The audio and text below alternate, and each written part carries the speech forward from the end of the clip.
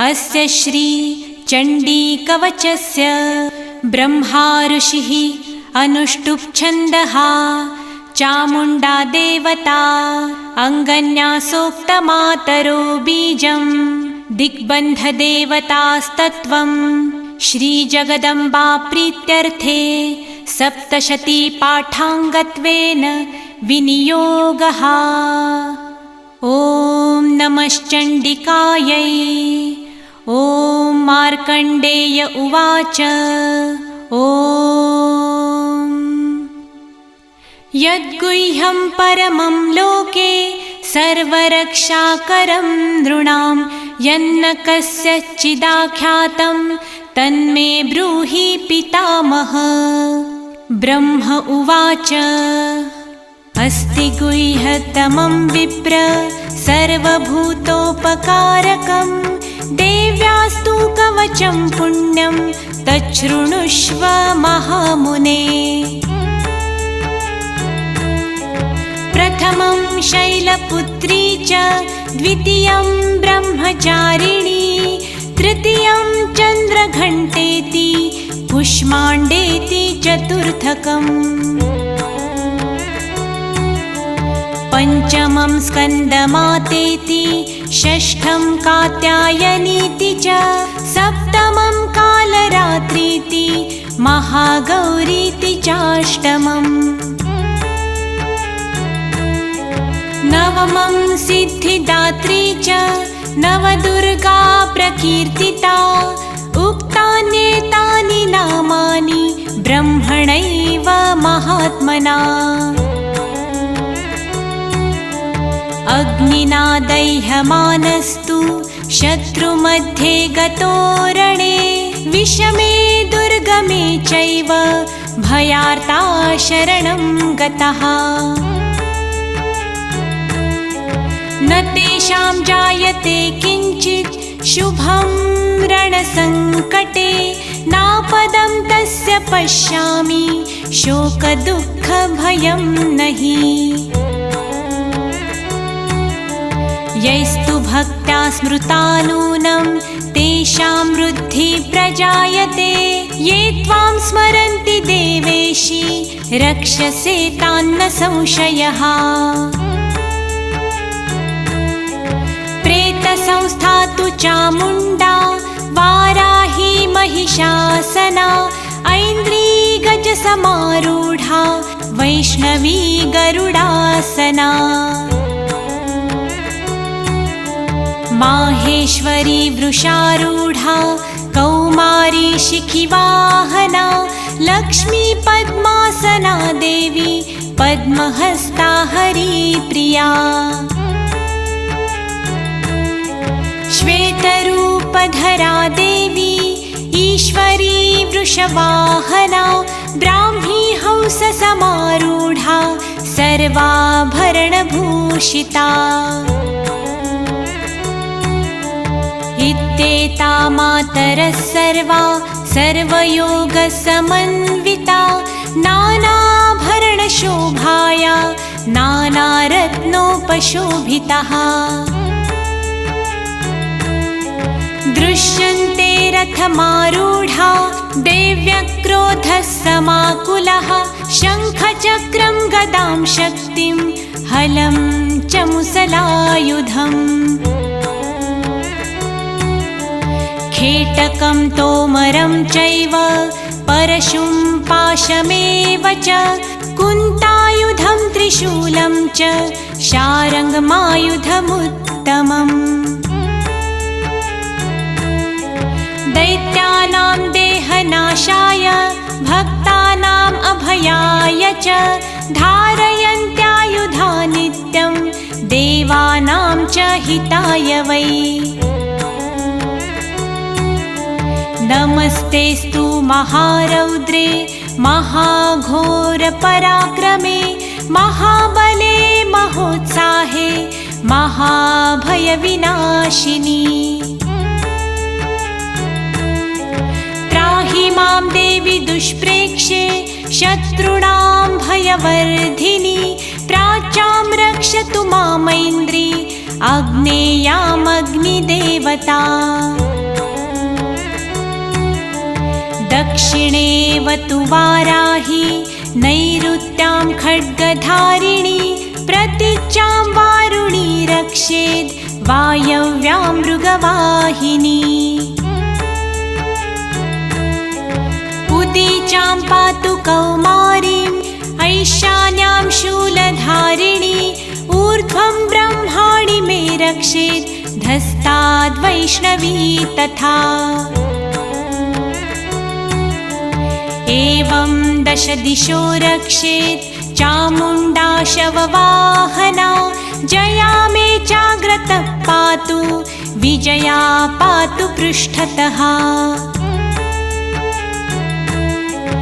अजिता वामपार्श्वे तु दक्षिणे चापराजिता शिखामुद्योतिनी रक्षेत् उमा मूर्ध्नि व्यवस्थिता मालाधरी ललाटे च भ्रुवौ रक्षेद् यशस्विनी त्रिनेत्रा च भ्रुवोर्मध्ये यमघण्टा च नासिके शङ्खिनी चक्षुषोर्मध्ये श्रोत्रयोर्द्वारवासिनी कपोलौ कालिका रक्षेत् कर्णमूले तु शाङ्करी नासिकायां सुगन्धा च उत्तरोष्ठे च चर्चिका अधरे चामृतकला जिह्वायां च सरस्वती दन्तान् रक्षतु कौमारी कण्ठमध्ये तु चण्डिका घण्टिकां चित्रघण्टा च महामाया च तालुके कामाक्षी चिबुकं रक्षेत् वाचं मे सर्वमङ्गला ग्रीवायां भद्रकाली च पृष्ठवंशे धनुर्धरी नीलग्रीवा बहिः कण्ठे नलिकां नलकूबरी स्कन्धयो खड्गिनी रक्षेत् बाहु मे वज्रधारिणी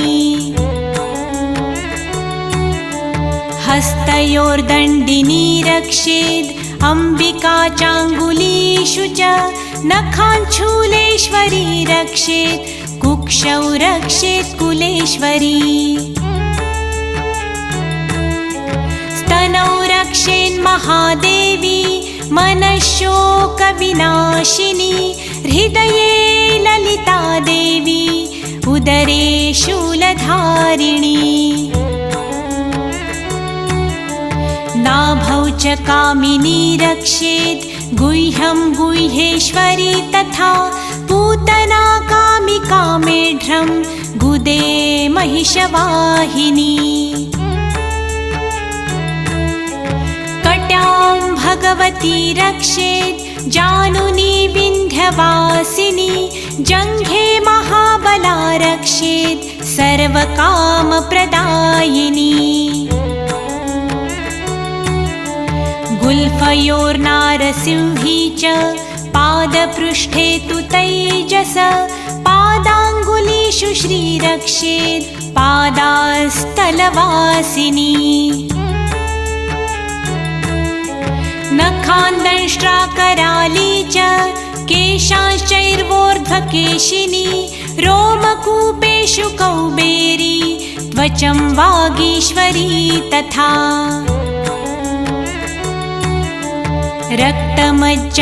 रक्तमज्जावसामांसान् अस्थिमेदांसि पार्वती अन्त्राणि कालरात्रिश्च पित्तं च मुकुटेश्वरी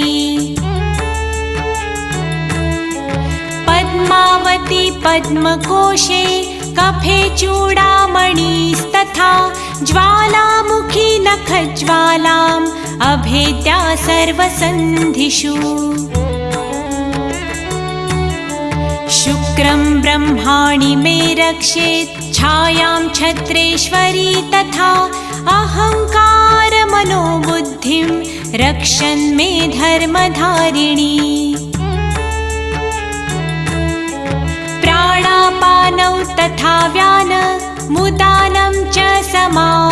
सर्वं वज्रहस्ता च मे रक्षेत् प्राणं कल्याणशोभना।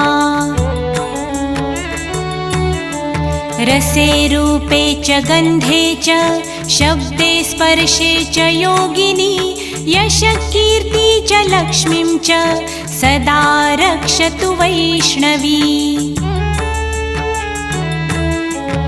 आयु रक्षतु वाराही धर्मं रक्षतु वैष्णवी यशकीर्तिं च लक्ष्मीं च धनं विद्यां च चक्रिणी।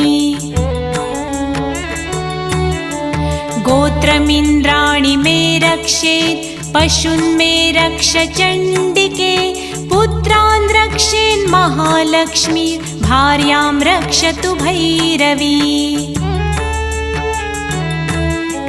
पन्थानं सुपथा रक्षेन् मार्गं क्षेमकरी तथा राजद्वारे महालक्ष्मीर्विजया सर्वतः स्थिता। रक्षाहीनं तु यत्स्थानं वर्जितं कवचेन तु तत्सर्वं रक्ष मे देवी जयन्ती पापनाशिनी।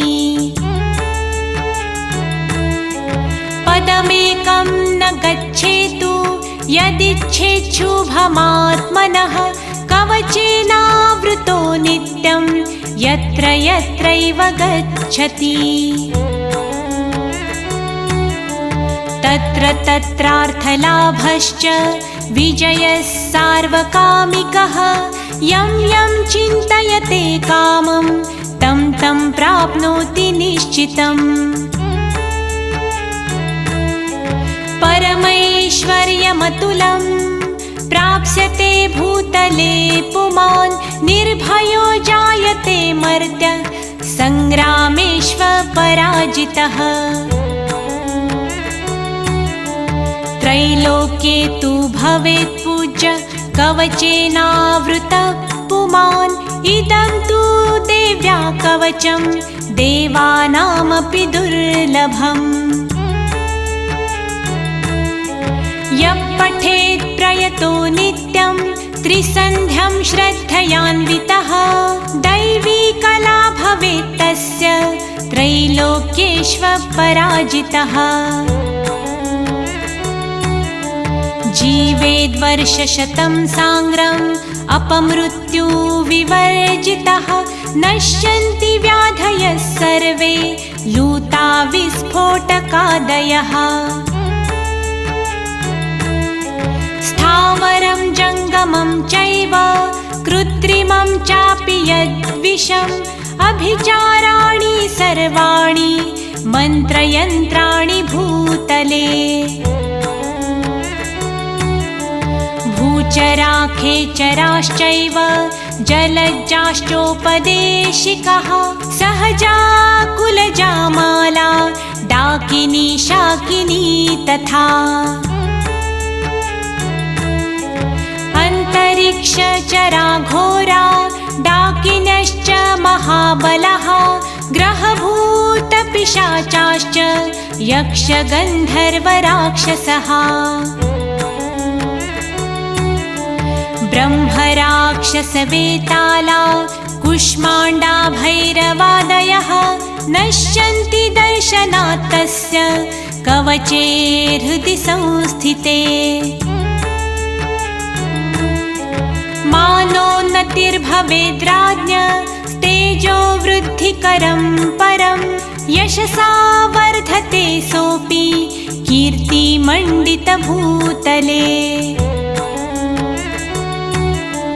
जपेत् सप्तशतीं चण्डीं कृत्वा तु कवचं पुरा यावद्भूमण्डलं धत्ते सशैलवनकाननम्। तावत्तिष्ठति मेदिन्यां सन्ततिः पुत्रपौत्रिकी देहान्ते परमं स्थानं यत्सुरैरपि दुर्लभम्। प्राप्नोति पुरुषो नित्यं महामाया प्रसादतः लभते परमं रूपं शिवेन सह मोदते। इति श्रीवाराहपुराणे हरिहरब्रह्मविरचितं देव्या कवचं सम्पूर्णम्।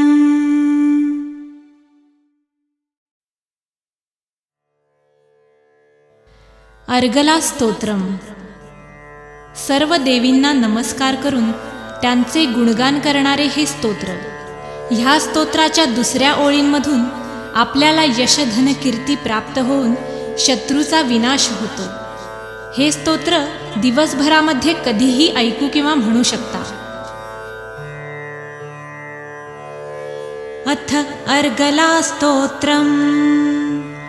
ॐ अस्य श्री अर्गला स्तोत्रमन्त्रस्य विष्णु ऋषिः अनुष्टुप् छन्दः श्री महालक्ष्मीर्देवता श्री जगदम्बा प्रीतये सप्तशती पाठाङ्गत्वेन जपे विनियोगः। ॐ नमश्चण्डिकायै। मार्कण्डेय उवाच ॐ जय त्वं देवी चामुण्डे जय भूतापहारिणी जय सर्वगते देवी कालरात्रि नमोऽस्तुते। जयन्ती मङ्गला काली भद्रकाली कपालिनी दुर्गा शिवा क्षमा धात्री स्वाहा स्वधा नमोऽस्तुते।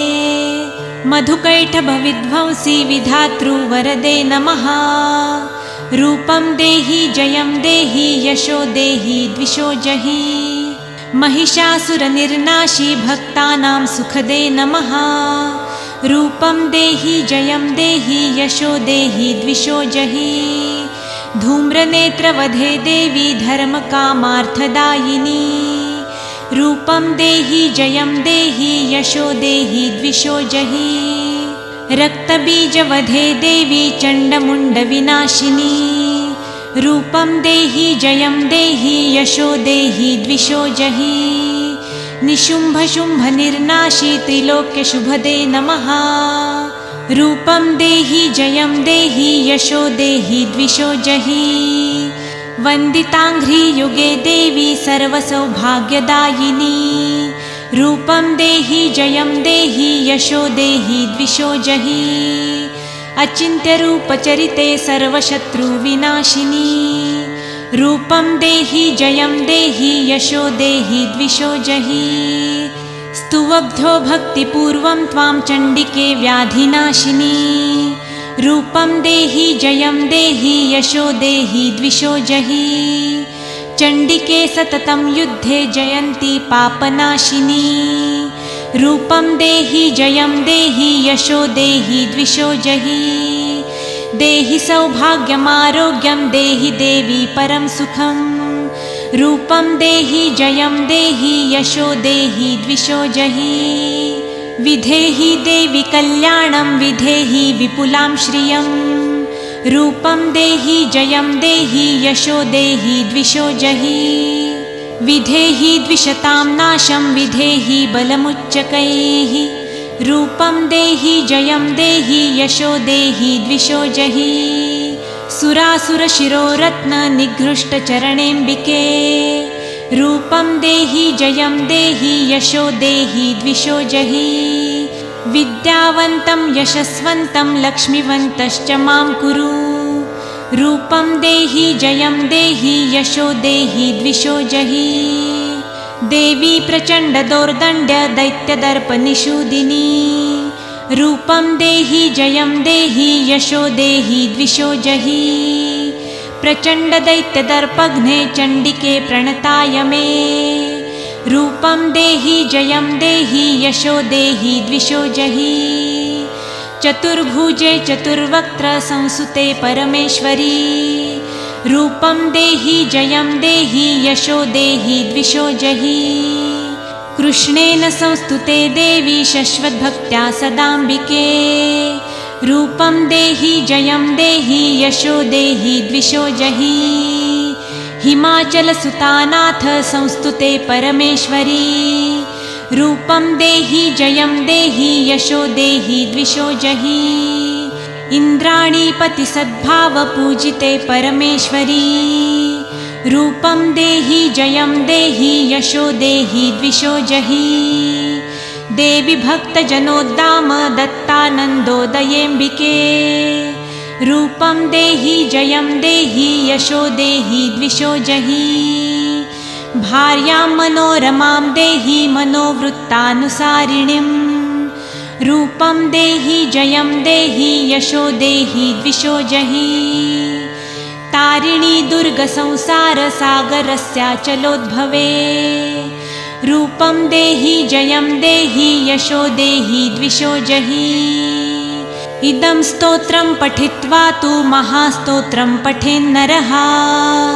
सप्तशतीं समाराध्य वरमाप्नोति दुर्लभम् इति श्रीमार्कण्डेयपुराणे अर्गलास्तोत्रं समाप्तम्।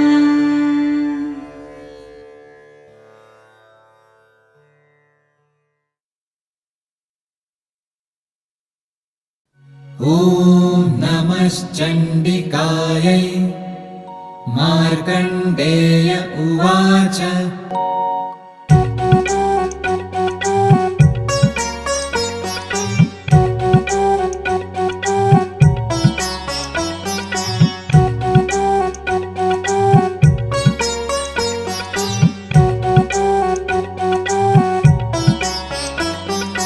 विशुद्ध ज्ञानदेहाय त्रिवेदी दिव्य चक्षुषे श्रेयप्राप्तिनिमित्ताय नमः सोमार्थधारिणे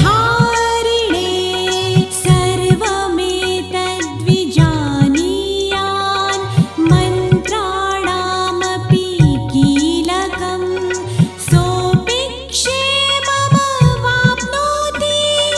सततं जाप्य तत्परः।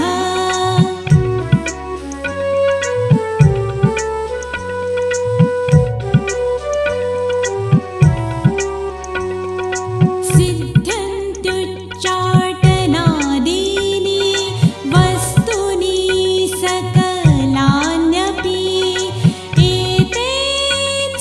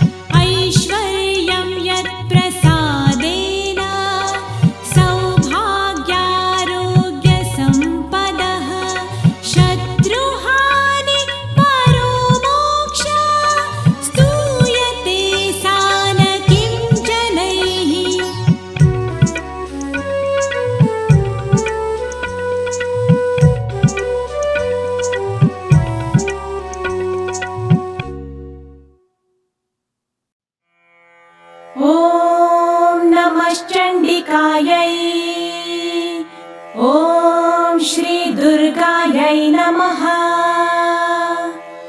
अथ सप्तश्लोकी दुर्गा।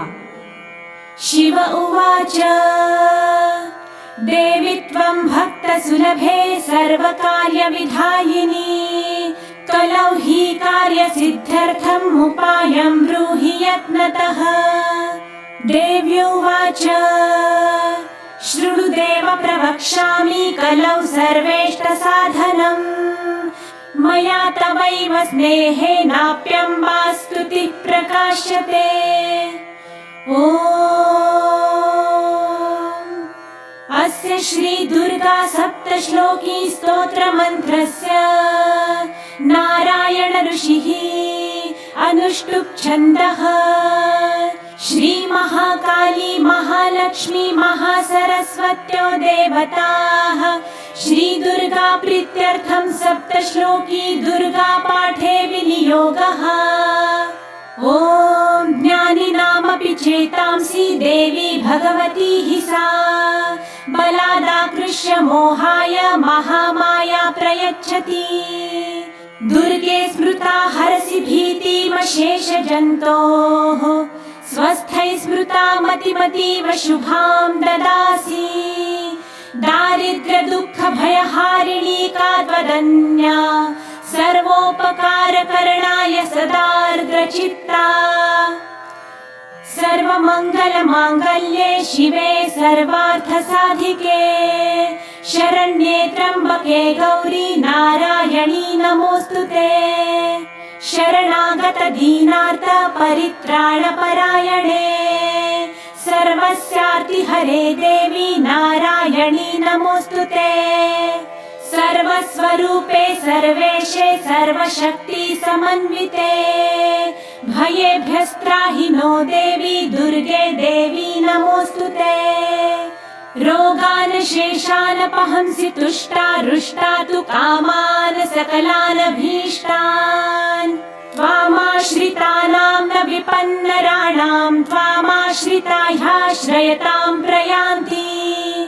सर्वा बाधा प्रशमनं त्रैलोक्यस्याखिलेश्वरी एवमेव त्वया कार्यमस्मद्वैरी विनाशनम्। इति श्री सप्तश्लोकी दुर्गा सम्पूर्णा।